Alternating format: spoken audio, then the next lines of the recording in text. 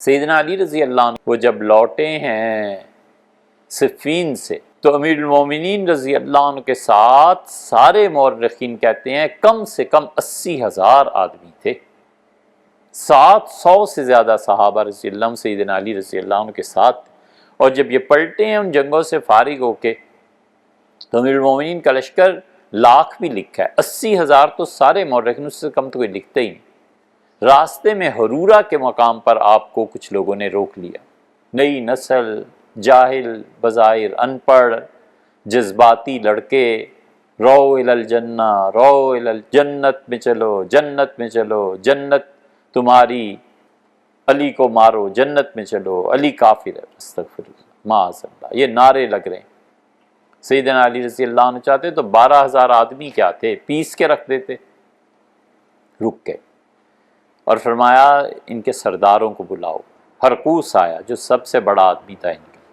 امیر المومنین نے کہا میں قتل و غارت گری نہیں چاہتا، میں یہ نہیں چاہتا کہ آپ لوگوں سے ہم لڑیں، مجھے صرف اتنا بتاؤ میں کیوں کافر ہوں۔ انہوں نے کہا تمہارے کفر کی کوئی ایک وجہ ہو تو بتائیں، تمہاری تو بہت وجہ ہیں کفر کی۔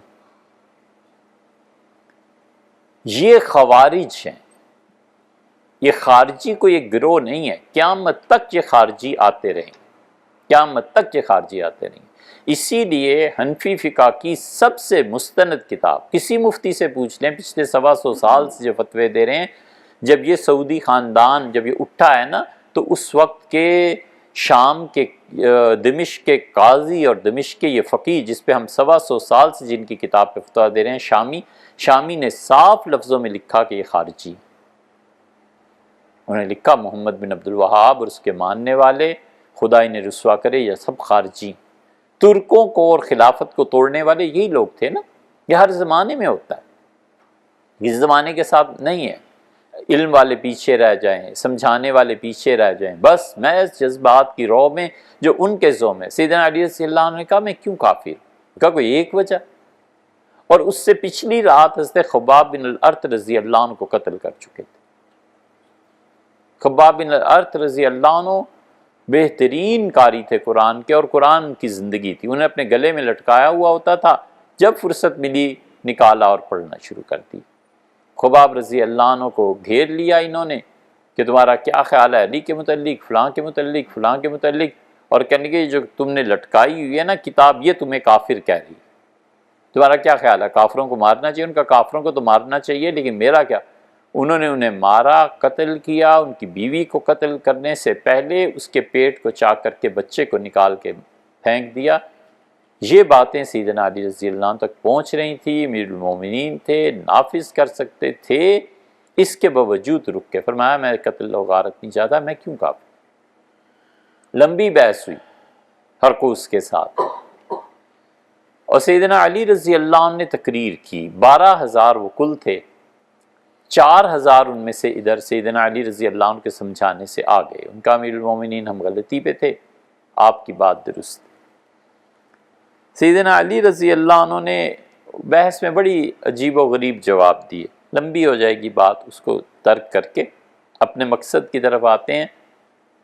جب جنگ شروع ہونے لگی تو سیدنا علی رضی اللہ عنہ نے کہا یاد رکھو میری بات، مت لڑو مجھ سے، میرے 10 آدمی شہید نہیں ہوں گے اور تمہارے 10 آدمی بچیں گے بھی نہیں۔ سوچ لو، یہ جنگ اگر شروع کی تم نے تو میرے ساتھ جو فوج ہے 10 آدمیوں سے کم شہید ہوں گے، اور تمہارے ساتھ جو ہیں تم 10 آدمی پورے نہیں بچو گے، نہ کرو، نہ لڑو۔ لیکن وہ تو نشے میں تھے، انہوں نے لڑائی شروع کی۔ 8,000 آدمیوں میں سیدنا علی رضی اللہ عنہ نے فرمایا گنو اب کتنے رہ گئے ہیں، گنے گئے تو کل 9 آدمی باقی تھے۔ سیدنا علی رضی اللہ عنہ کا ہمارے یہاں کتنے شہید ہوئے ہیں؟ 8 یا 9 شہید ہوئے تھے۔ لوگ بڑے ہی حیران ہوئے۔ 2 جو بچے تھے وہ 9، 2 ان میں سے یمن بھاگ گئے تھے، انہوں نے اپنا فرقہ بنا لیا تھا۔ یہ عمان میں جو عباضی فرقہ ہے نا، یہ اصل میں ان بھاگے ہوئوں کا فرقہ ہے، اور 2 سجستان چلے گئے تھے، 4، 2 عمان چلے گئے تھے، 6، اور 3 آدمیوں کا پھر پتہ نہیں چلا بھاگ گئے تھے کہ۔ سیدنا علی رضی اللہ عنہ سے لوگوں نے کہا حضرت یہ آپ نے کس یقین سے کہا تھا کہ 10 سے کم اور 10 سے کم؟ انہوں نے فرمایا مجھ سے رسول اللہ صلی اللہ علیہ وسلم نے بتایا تھا، مجھے ان کی خبر دی تھی، فرمایا تھا اس طرح تمہارا راستہ روکیں گے علی اور ان سے لڑنا ہے، اور دیکھو جب لڑائی ہوگی نا تو تمہارے 10 بھی شہید نہیں ہوں گے اور ان کے 10 باقی بھی نہیں بچیں گے، تو آخری عدد 9 رہ جاتا ہے۔ میں نے اس لیے کہا تھا کہ تم 10 سے کم بچو گے اور ہمارے 10 بھی شہید نہیں ہوں گے۔ یہ بات حضور صلی اللہ علیہ وسلم انہیں بتائی تھی، یہ کسی کو نہیں معلوم۔ نبی کریم صلی اللہ علیہ وسلم جب گزر رہے تھے مدینہ منورہ میں، جہاں اب مدینہ منورہ میں پولیس کا ہیڈ کوارٹر ہے، یہاں پتھر ہوتے تھے، تو رسول اللہ صلی اللہ علیہ وسلم فرمایا ابو ذر دیکھ رہے ہو ان پتھروں کو؟ ان کا جی حضرت۔ تو فرمایا کیا دن ہوگا جب میری اولاد کا خون یہاں بہے گا۔